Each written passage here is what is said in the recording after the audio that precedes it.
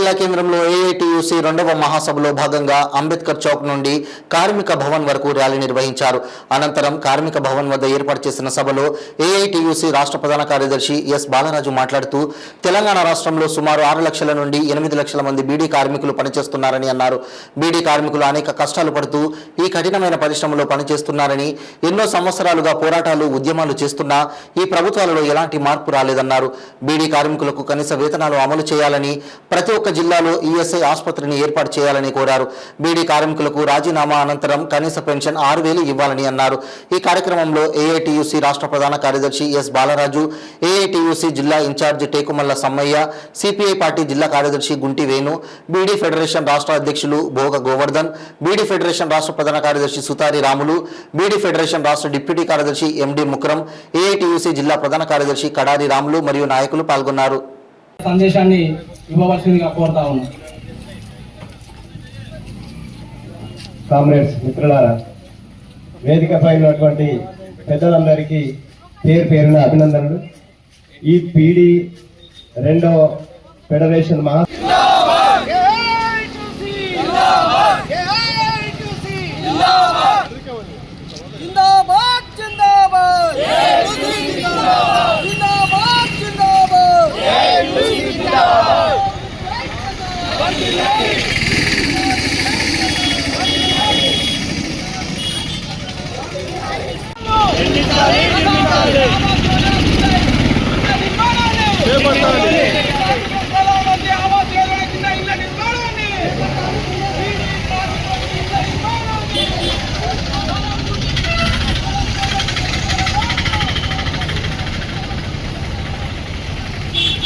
Beedi workers federation 2వ మహాసభలు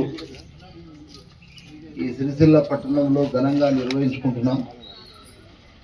ఈ యొక్క సమావేశానికి అధ్యక్షత వహించినటువంటి వేణు గారు, అదేవిధంగా ఈ వేదిక పైన నాతో పాటు ఉన్నటువంటి కామ్రేడ్ టేకుమల్ల సమ్మయ్య గారు రాష్ట్ర కార్యదర్శి, అదేవిధంగా సిపిఐ జిల్లా కార్యదర్శి కామ్రేడ్ గుంటి వేణు గారు, అదేవిధంగా గోవర్ధన్ గారు, సుతారి రాములు గారు, ఎండి ముక్రం, కడారి రాములు, మౌలానా, ఇంకా చాలామంది వేదిక మీద ఉన్నారు. అదేవిధంగా ఈ కార్యక్రమంలో ఈ మన అధ్యక్షుల వారు కూడా ఇందులో పాల్గొంటున్నటువంటి రవి అని. ఈ మహాసభలు వాస్తవానికి చూస్తే రాష్ట్రంలోనే అసంఘటిత రంగంలో భారీ సంఖ్యలో బీడీ రంగంలో పనిచేస్తున్నారు. తెలంగాణ రాష్ట్రంలో దాదాపుగా 6 నుంచి 8 లక్షల మంది బీడీ కార్మికులు పనిచేస్తూ అనేక ఇబ్బందులకు, కష్టాలకు, బాధలు పడుతూ తమ కుటుంబాలని పోషించుకునేందుకోసమే ఈ కఠినమైనటువంటి బీడీ పరిశ్రమలో పనిచేస్తున్నారు. కానీ ఎన్నో సంవత్సరాలుగా పోరాటాలు, ఉద్యమాలు చేస్తున్నటువంటి మనం ఈ ప్రభుత్వాలలో మార్పు రావడం లేదు. మనం ఏమడుగుతున్నాము, 1000 బీడీలు తయారు చేస్తే వాళ్ళు ఏదో 449 రూపాయలు ఇస్తున్నారని చెప్పి, అది కూడా ఏమాత్రం సరిపోతలేదు, దాన్ని పెంచాల్సినటువంటి అవసరం ఉండాలి. అదేవిధంగా బీడీ కార్మికులు ఎవరైతే పని చేస్తున్నారో వారందరికీ సరైనటువంటి పని లేదు. నెలకు 30 రోజులు ఉంటే దానిలో ప్రభుత్వ రంగం కానీ ప్రైవేట్ రంగంలో కానీ పనిచేస్తున్న 26 రోజులు పనిచేస్తారు. మనం అదే అడుగుతున్నాం, 26 రోజులు పనిచేసేటువంటి అవకాశాన్ని బీడీ పరిశ్రమ కల్పించాలి. అదేవిధంగా మనం తయారు చేయడానికి కావలసినటువంటి ముడి సరుకులు ఏవైతే ఉన్నాయో, ఈ పదార్థాలు ఏవైతే ఉన్నాయో, ఆకు కానీ, అదేవిధంగా తంబాకు కానీ, దారం కానీ, వాటిని కూడా సరఫరా చేయకుండా మన పనికి ఆటంకం కలిగిస్తున్నటువంటి యాజమాన్యాలు ఉన్నాయి. ఇదే సందర్భంలో చూస్తే ఈ బీడీ పరిశ్రమ 1976లో కేంద్ర ప్రభుత్వం ఒక చట్టం తెచ్చింది. ఆ చట్టం ప్రకారము ఈరోజు భవన నిర్మాణ కార్మికులకు ఏ విధమైనటువంటి చట్టం ఉందో అది 76లో వచ్చింది.